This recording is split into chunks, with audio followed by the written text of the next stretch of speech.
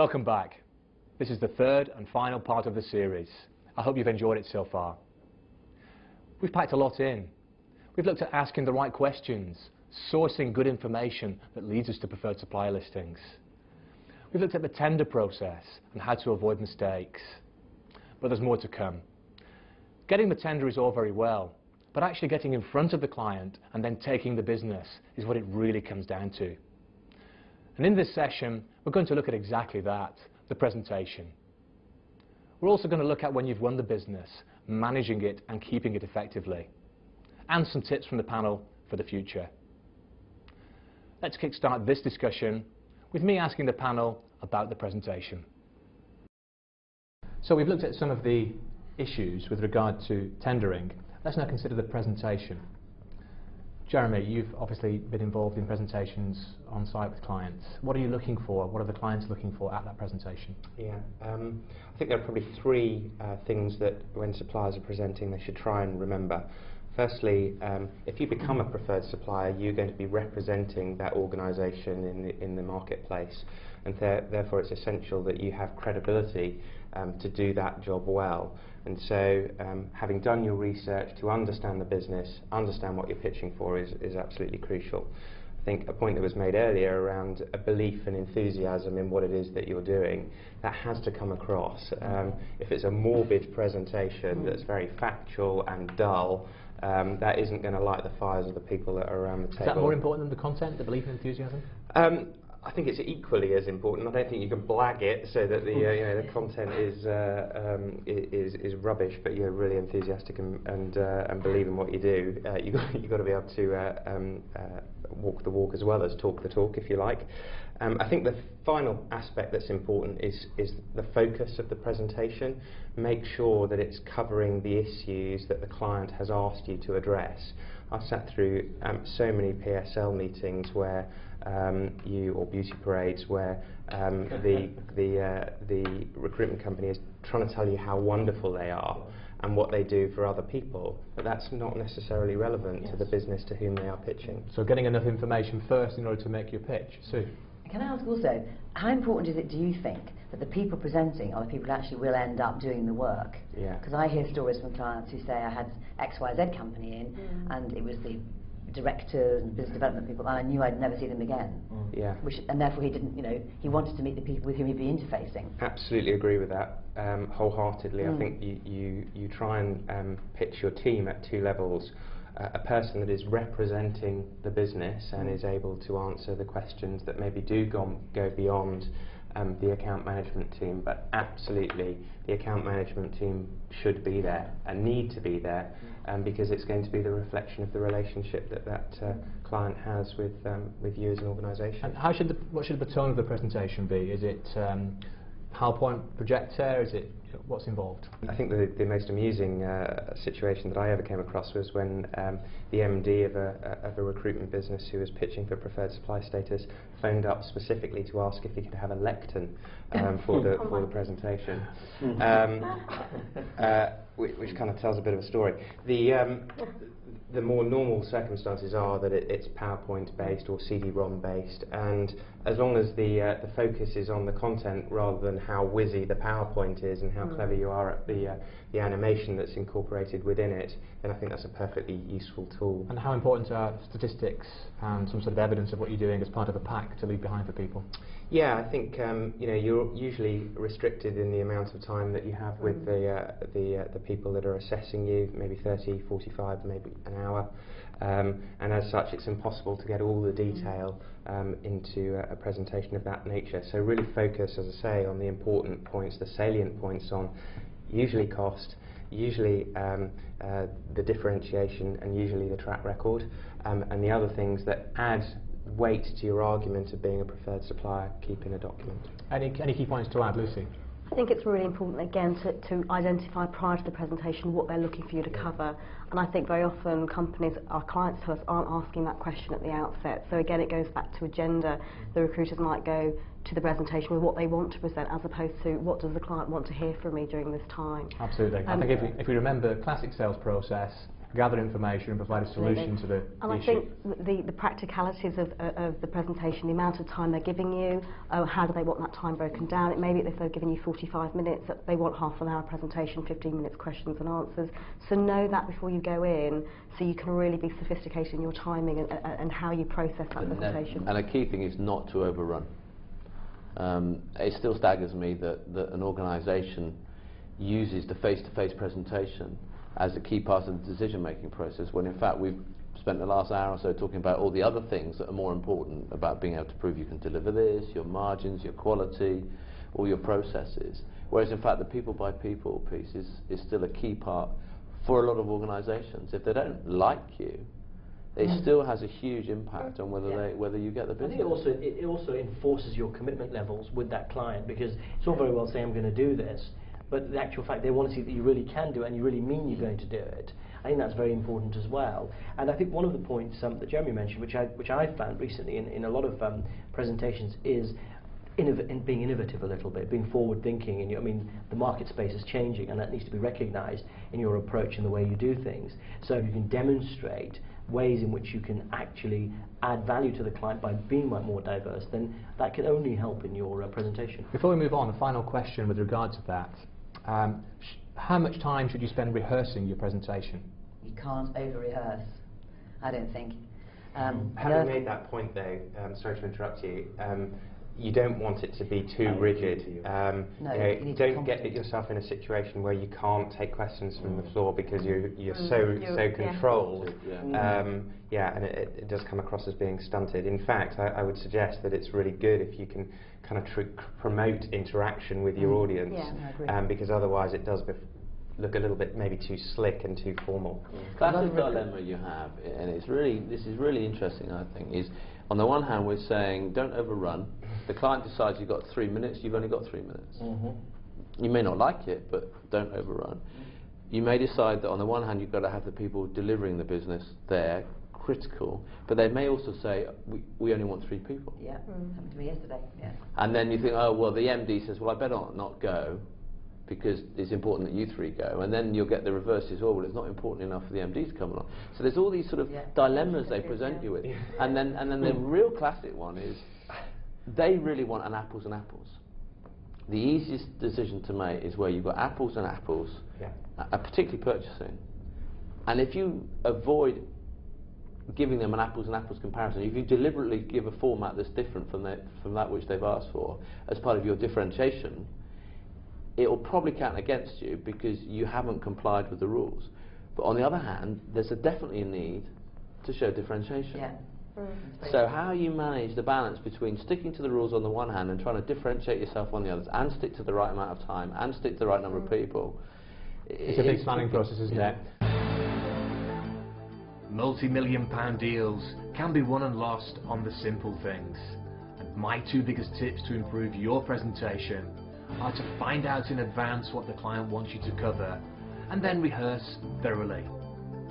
It's a good idea for account managers to attend the presentation wherever possible, as they'll be the ones servicing the business. And if you promote interaction during the pitch, you'll find it easier to build a relationship, because at the end of the day, people buy people. Companies are becoming more and more sophisticated in their use of recruitment companies. And nowadays, a key issue is how you represent their company to the candidates you're dealing with. They know that that can put them off buying from their organisation. So on the tender, turn that to your advantage. Let the client know how you represent their organisation on their behalf. And when you go to the tender, think about taking the team who's going to be working the vacancies with you, because that creates the right impression. A key tip there was also to double check what the client really wants from the meeting, how they want the meeting broken down. Think about this is a small issue perhaps, but then it's a big issue. If you get that wrong and you lose the deal, it can cost you millions. And remember, innovation is key. In recent times, diversity policies have been hot in the marketplace. What's coming next? Think about that and you can win the business. I liked also the focus on interaction there. If you're just preaching at the tender, you'll turn people off. Involve them in the whole process, engage them. Now there are some PSLs, in actual fact, you don't want to be on. Let's find out what they are when we rejoin the panel. Let's now look at why we even go for PSLs in the first place and value assessment. There are some PSLs we don't want to be on. Simon, what are the problems associated with PSL recruiting, and how can you avoid some of those problems and sorting the wheat from the chaff, really, the good PSLs from the bad PSLs? The good PSLs are, well, let's face it, clients that you're going to be able to service relatively easily with the current business mix that you have within your company. The bad PSLs come in when, for example, myself as a catering and industrial agency would take on maybe an accountancy PSL. We just can't do it, but there are companies out there that will try to win PSLs when they just have absolutely no experience. So stick to your knitting and specialise in the right areas. Very much so. Any other issues or problems associated with PSLs? Sue, any first-hand experience of? Yes, I think where the client, we said earlier on, doesn't really want a partnership at all, but he wants to get the price right down and doesn't believe that you should make any money out of it. And there are situations where that exists. I'm sure we've all met them before. Yeah. So that, for me, is a bad PSL. The client does not believe we should make any margin. And that's what I would walk away from. What about the clients where there's no control at all and it's purely CV driven? Yeah. Now, of course, that's becoming increasingly prevalent, particularly with managed agency agreements, which we'll talk about in a moment. Is that? Well, I work with a number of managed agencies, and we still have a lot of line contact. And in fact, if you're secure on a PSL, and it's a small PSL, they encourage that. But I go back to what I said right at the beginning. Commitment is, for me, the real driver. Because if you're good at your job, you can fill roles, but you need commitment to be able to do that. And for me, that is the absolute key fundamental of any PSL. So with these managed agency agreements, would the client, the direct line client, trust your recommendation and see the candidate you recommend, or do you still have to send a CV via? No, we still have the contact with line. Everything is facilitated through the managed agent, but we have the conversation with line. We meet the line; they know us very well, and we are an approved supplier of that company. So you would recommend the candidate to the line manager, and they would say, yes, I want to see them. Yeah, exactly. Excellent. Simon, similar experiences? You run a number of managed agency agreements, I understand? Not only do we run managed agency agreements, we actually work with other recruitment companies as preferred suppliers to themselves. The key to the managed services is ensuring that your suppliers meet with your quality standards. If you're going into a client and making a presentation on what you can do as a company and then you're using a third party, you must ensure that your third party is going to deliver what you say they're going to deliver and make sure that that process is audited. And would you impose that the third party actually has to send CVs via some sort of help desk, or would you, in the fashion that Azure described, allow to contact line? In our industry, we're 98% temporary driven. The bookings come to ourselves. We look to fill what we can, and whatever's left over we will go to a panel of suppliers. Generally, we deal directly with our suppliers and they then supply into the client. For a healthy relationship, I do believe that you have to have a certain amount of understanding with your panel of suppliers, and they must understand that at the end of the day you are the client, although your client still has contact with them. Lucy, do you supply into managed agency situations? Like with Simon, it's really on both sides, that we will either manage agency contracts, or we are part of a supply agency in that sort of setup. I think really it's really important that when you're working, whether you're the lead agency within that or whether you're part of an agency that's supplying into that format, that it's a workable service level agreement or it's a workable contract. Because I don't think, if it isn't, you're going to find it very difficult to buy in other agencies. What issues and challenges are faced with that? Because I've heard in the market that some recruiters have complained, saying that the lead agency on site is actually not giving them a fair deal. In reality, is that happening, Sue? It does happen, yeah. It also happens where an agency is meant to be a master vendor. It's meant to be vendor neutral, but actually isn't at all, and takes all the requirements, tries to fill them themselves before they dream of passing them on to their second tier, and that doesn't go down very well either. But and there's so many different models now. There's master vendor, managing agency, managed service, and in all of them, you're right, you have to have a healthy two-way open relationship where the guidelines are set very clearly. And workable. Via an SLA and a contract, no fuzzy edges. Now's a good time to look at outsourcing terminology. There are two basic outsourcing models where your relationship with the client will involve another company. The first is master vendor, where the lead recruitment company works on the client's vacancies first and usually only contacts other suppliers with the vacancies they can't service. The second is managed agency, where the lead recruitment company is on an equal footing with other suppliers when it comes to filling vacancies, but they're also responsible for taking the vacancies from the client and passing them fairly to other suppliers. A solid understanding about these two models is important, as it allows you to make the right business decisions. So what should a recruiter do if they feel that there's something underhand gone on? Nigel? Well, it's interesting. I think that it's a short-term gain playing underhand tactics. The more sophisticated clients now will insist, even if they've given the managed agency the decision making for who the second tier suppliers are, they will quite happily support bouncing somebody off a PSL if they think they're underhand.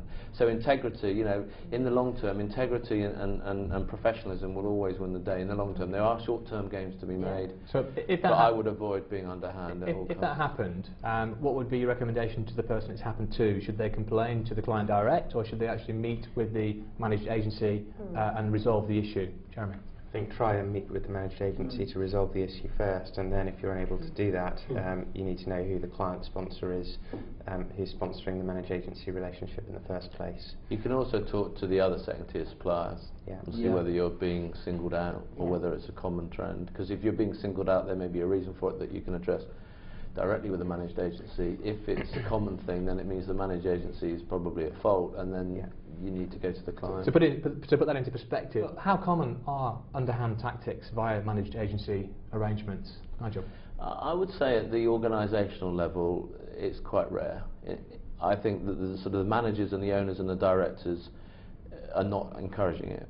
I think there'll always be consultants at the local level. If they think there's something in it for them that will give them an extra bit of commission this month, if they think they can get away with something, they will. It comes back to a point we made much earlier on about auditing the processes and your staff and how you incentivise them. So commitment from clients and building partnerships is clearly key. One of the ways in which I built partnerships and gained commitment in the past was to recommend to my client that I train their staff in interview technique. And in return, the client trained my staff on the technical issues involved. And that created a better partnership and therefore built-in commitment. I found it fascinating in that discussion about Azar suggesting that he sells direct to line even with managed agency agreements. He's not sending CVs to close deals on the temp and contract side. He's selling direct to line. Now there are many managed agency arrangements where that doesn't work. If he can do it, why can't you too? Sell the benefit to your client, arrange a meeting, turn the situation around and make your life easier. I also found Nigel's comment about two-way commitment fascinating. Think about the current situation that most recruiters have, master-servant, bowing down to the client. What Nigel's suggesting is, if we have to respond within certain time frames, we want a commitment back from the client. That they respond when we leave a message. They respond when we send a CV. They fill in full detailed job specifications and give us feedback. Think how much better your life would be. More to the point, how much easier it would be for the client and how much more efficient it would be for them. Sell that benefit and your lives will be made easier. Let's get back to the discussion. Okay, let's now look at account management.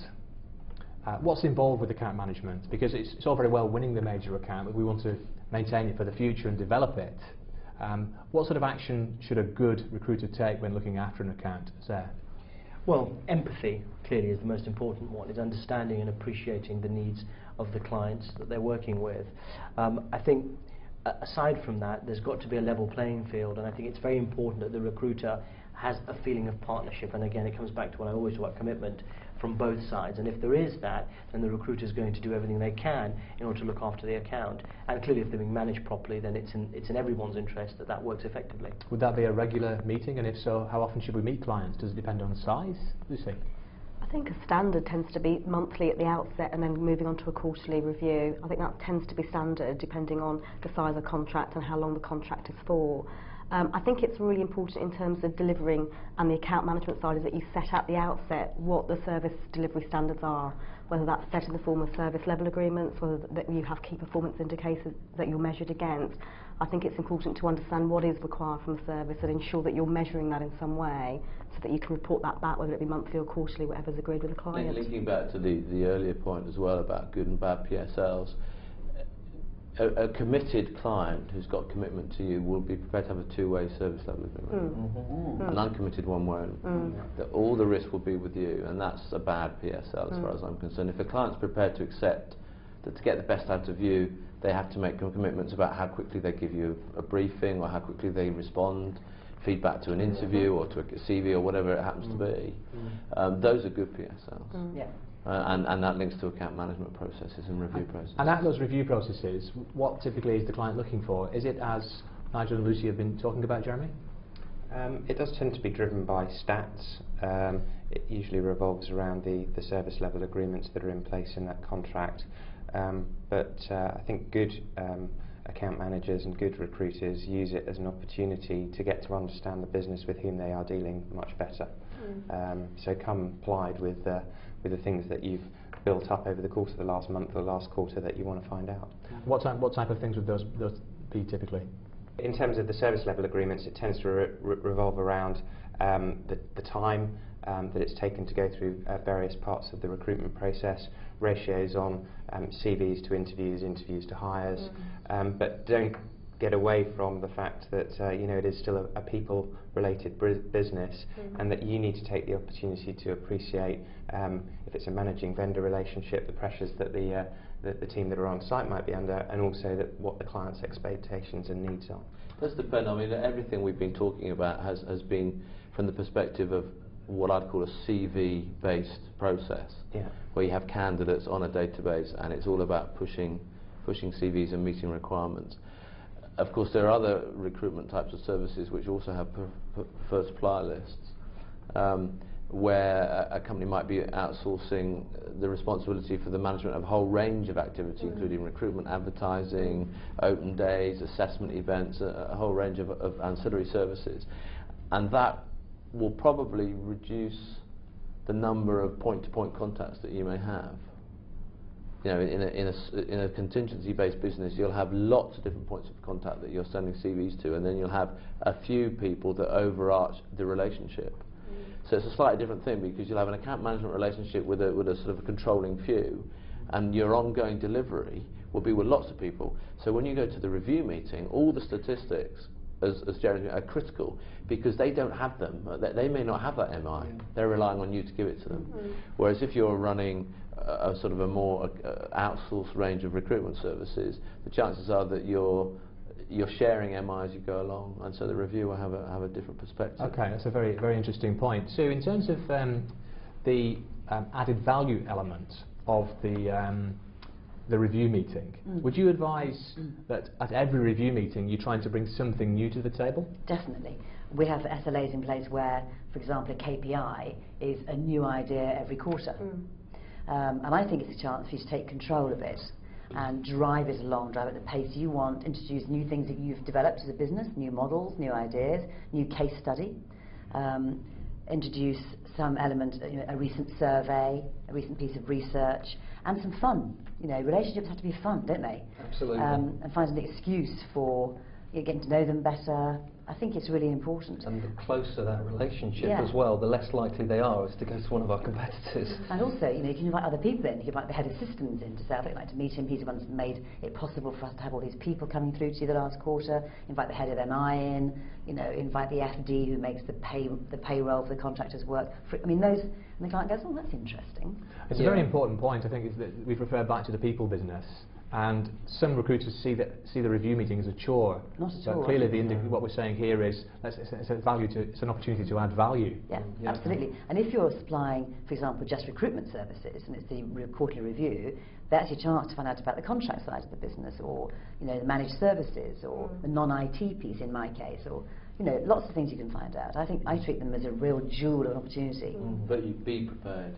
I would say. Oh, yeah. Don't go into a review meeting without being prepared. Absolutely. And that- rehearse First way, questions. the first clue to the client that you're getting complacent, Yeah. Yes, very true. and then you're sliding down the wrong slope. What other mistakes does a panel have, or warning signals? I mean, obviously, not being prepared is a key one. Well, if you're not Any other? prepared and therefore complacency, they'll assume that you're too comfortable, that you feel too secure in the relationship. And it may be that you're very secure, and then there could be an exception, but generally speaking, it's a sign that your service level may... So Sue's suggestion about the KPI and building in a new idea, for example, is an excellent one to get around that. Is there any other problems or the fundamental issues? one, performance, you know.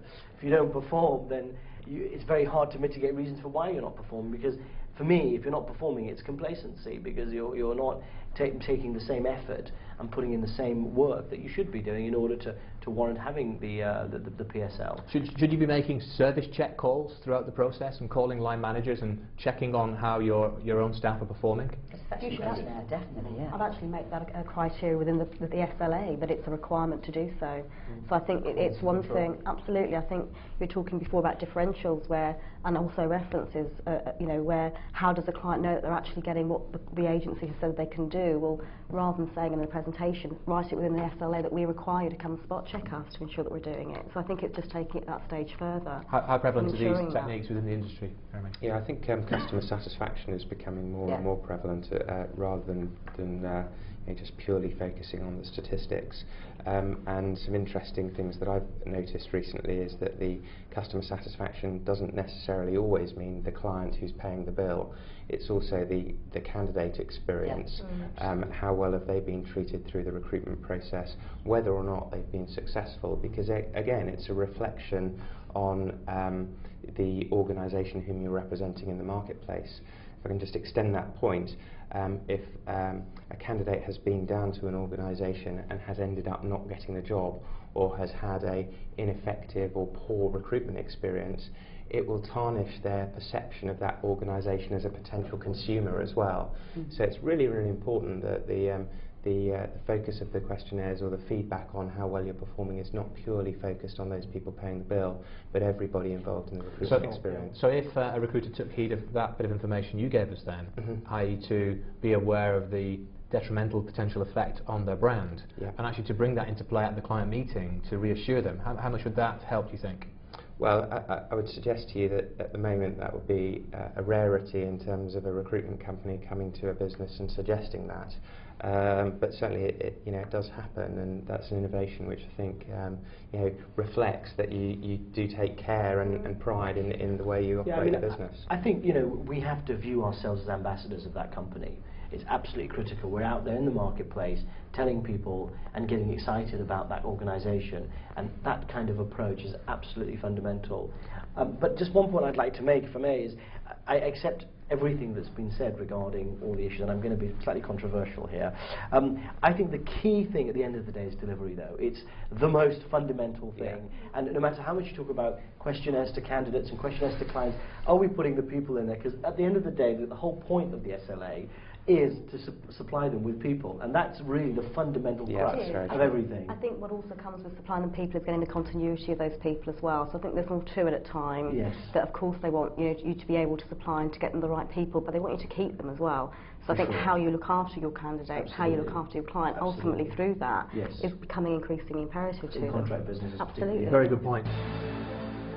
The very best PSLs I've won over the years have been based around a partnership.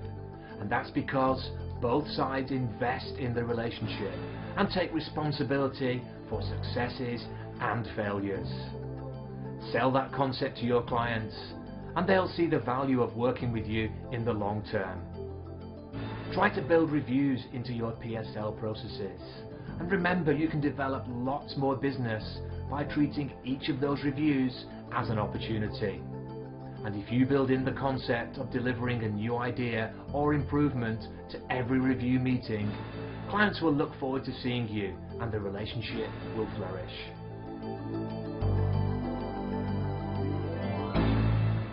So once you've won the preferred supply listing, regular reviews are obviously crucial. Be armed with statistics. Clients like statistics about what's gone on. But more than anything, Treat the review as an opportunity to enhance your whole approach, your service. Remember Sue Cuff's suggestion. On the service level agreements, she suggests to clients that she brings a new idea to the table every quarter at that meeting. How impressive is that to a client?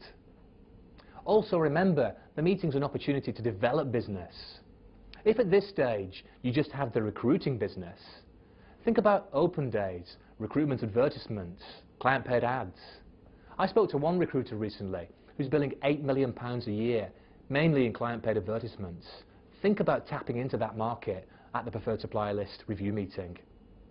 But more than anything, never forget you're dealing with people. At the meeting, have fun. And don't forget to give them feedback about the way you're representing their company, because that's important. Let's rejoin the discussion. Do PSLs achieve what our recruiters think they're going to achieve? The Holy Grail, sort of recession-proofing us, constant revenue and business. Do they actually give us what we want? They help. They help. I mean, I think it's a reasonable assumption that if you're on a PSL, it comes back to the point I made earlier about whether there's 30 on it or 3. Certainly if you're one of 3, you have a reasonably guaranteed source of income, provided that client's hiring. What percentage? I disagree, but, actually. Well,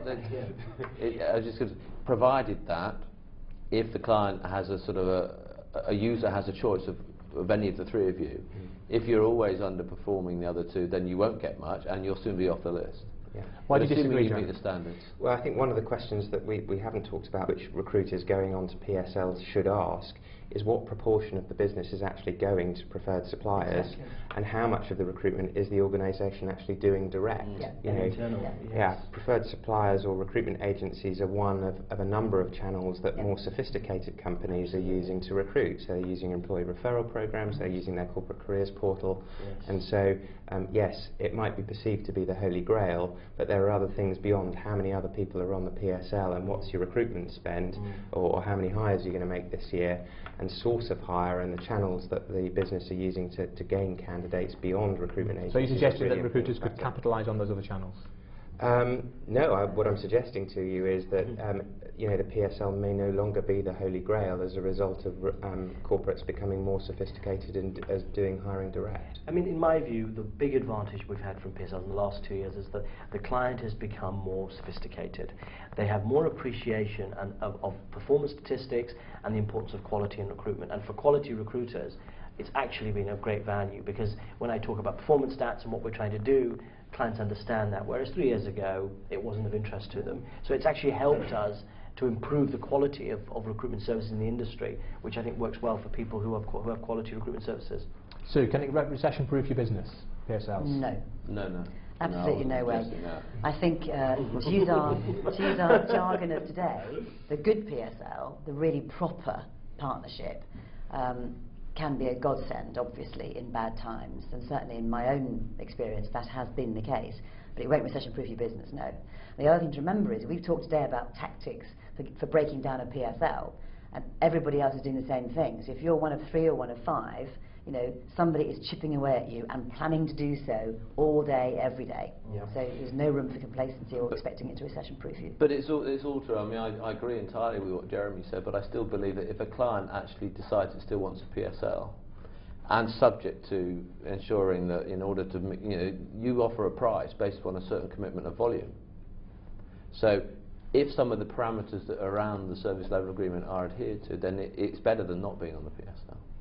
But is there an opportunity, say the client is forecasting 2 million spend and it's at X% margin, if they don't spend the 2 million, should the margin go up? Yes, and I've done that. In theory, yeah. No, I've done it. It is difficult, but it can be done, and I believe it should be. It's very, very difficult to achieve, but I've certainly done it, and I think it's a conversation you should certainly have with your client. You make them understand you signed that deal against certain expectations, which were, you know, in a legal contract, and it's not happened. But then you have to have a conversation. How can you prove that it's not your inability to recruit rather than the actual spend? No. If the client's gone to, you know, downsizing. Right, I see. Yes. But it depends hugely. I mean, if you take Uzaire's business, where he's in a niche, you contrast that with Barclays Bank. 2 major high street suppliers shared the temp and clerical marketplace. where you're talking about millions of pounds worth of spend, and it's a commodity. And the whole basis of the agreement was how many pence over and above what the temp was paid was the margin. At that level, you know, it's all about numbers. If the number falls off and they don't commit the same amount of money, to go back and say, actually I want an extra 5p, Jeremy's right, you won't get it. In his case, he might be able to, because if he's got it's a supply and demand thing. It's all about supply and I demand. think the pricing is important as well, as you mentioned earlier. I think, for example, if you've put in place pricing and submitted pricing on 3 preferred suppliers over a 3-year contract, spending 5 million each year, and the reality is that you're using 15 agencies over 2 years and spending half that amount, then yeah, I think you have a reason to go back and review your pricing. It's got to be a two-way process, and if there's a way in which we can control that, as Sue suggested, it can be achieved, and I think we should certainly try our best to get that if we can, shouldn't we? We shouldn't be afraid of our customer. You know, we're in business too, to make money, and we shouldn't be submissive when things are they're hurting us. I think it's important, and it's a point I always tell clients. You know, we're also here to make money, just like you are. That's an important point to That's a very good point. Can the panel think of a question which you've never been asked about PSLs, which is actually important? I've never been asked by a client, what will you do if you lose this pitch? Why do you think that's important, Sue?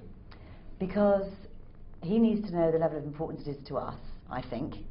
We need to have thought about that. And if we've been a supplier there before, even if it's in a very small way, that's going to hurt us. And our response, I think, would show how mature we are. I've never been asked it, I haven't practiced this at all, but it's interesting to wonder why we haven't been asked that question. And I wonder what I'd say.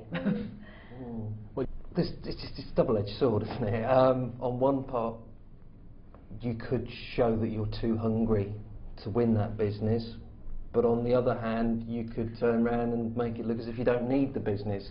It would be, how would you answer it? You'd have to weigh up the question in the situation. As a recruiter, more business is obviously key. You never want to lose business. Every client that you sit in front of is important.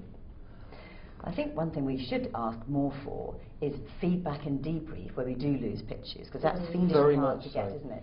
I think an answer to that would be to the client, I'd be disappointed and I'd want to know why.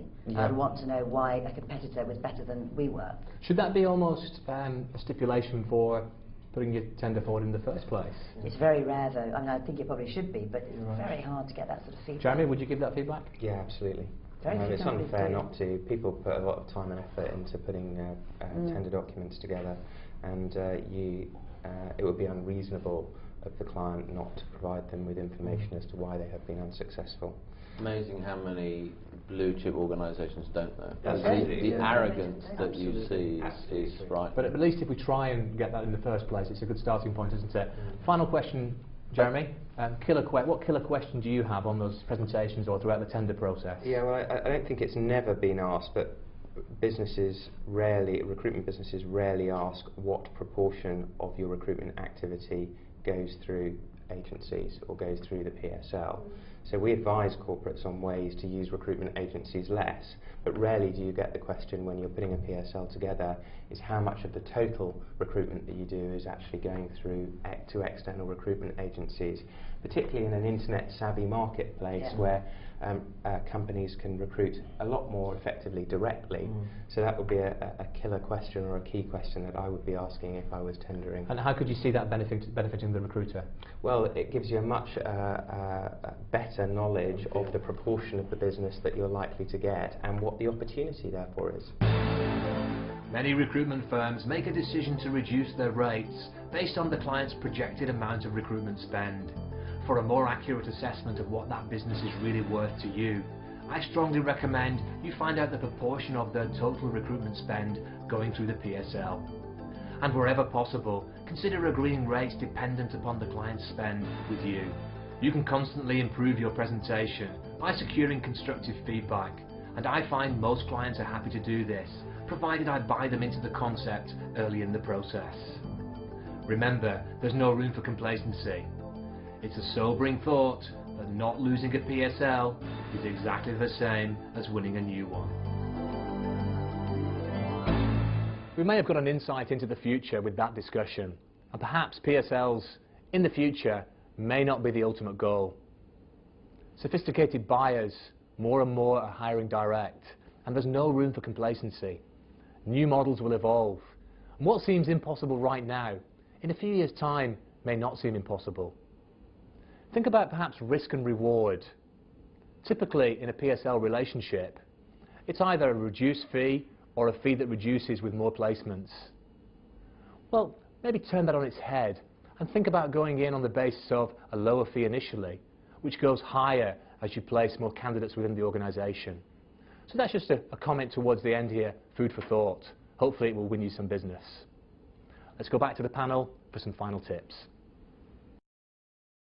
Well, thank you very much for joining me today. It's been a fascinating insight into the world of cracking preferred supplier listings. We've covered some very interesting ground.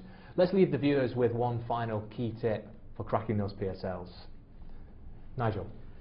For me, the utopia would be for you to know more about your client than they do. Okay. How's that? It goes back to what I've been saying all along, which is commitment really, and knowing your client and getting the commitment from them to work together. Sue. Find ways of surprising them. Differentiate, differentiate, differentiate. Lucy. I'd say it's very important to research who it is you're bidding against and the market you're doing that within, researching your client and knowing about them, and then bidding with integrity. Simon. Going back to research is probably the biggest key. As long as you've done your research correctly, you know you can fill the business, then go for it and don't give up until you've got the business. Jeremy. Don't promise on something you can't deliver. Does anyone have any other comments? I think recruiters are addicted for some reason to email, which in my experience drives down the quality of grammar and expressions of sentiment and doesn't do the job and can offend very quickly, and I don't think proposals by email are a good idea at all. Differentiation can be achieved in my experience by a really well crafted letter of the old fashioned kind, and I would encourage recruiters to think about that. Proposals on nice paper, don't use email for important messages at any stage, and clients are surprised and delighted by a proper letter that has to be opened. I think also to add to that, the value of having someone check it. Yes. Would you agree with that, Sue? Definitely, definitely. Think about what you're saying and how you're saying it. Very important. Anyone like to add to that particular issue? No, I'm a big advocate of it as well. I think it promotes your brand as a business, and stays around for longer. It's on the desk. Absolutely. I had an issue just yesterday where a client was had their PSL. We weren't on their PSL, and they called us up and just rung up, and we were very surprised with the call. And we asked them how they heard about it, and they said, well, we received a letter from you a few weeks ago, and yours was top of the pile. So I think it goes to show that the letter was absolutely key. Which is great, isn't it? I think it's almost that mantra of observing what the masses are doing and then perhaps doing the opposite. Yes. Yes. Excellent. Thank you very much indeed. Thank you. Thank you. Cracking PSLs is a huge subject, but you will have more success by remembering the following key points. Plan your strategy with target clients. Research is a key part of that strategy. Remember the layered approach from session 1. Use your time as effectively as possible by hunting out the best business for your company, whilst making sure that you have the right internal rewards package in place. Look to differentiate your service by proving that you excel in key areas, such as reducing a client's time to hire, improving their employee quality, or reducing attrition. And finally, with client audits and mystery shoppers becoming more common, it's business suicide to promise what you can't or don't deliver.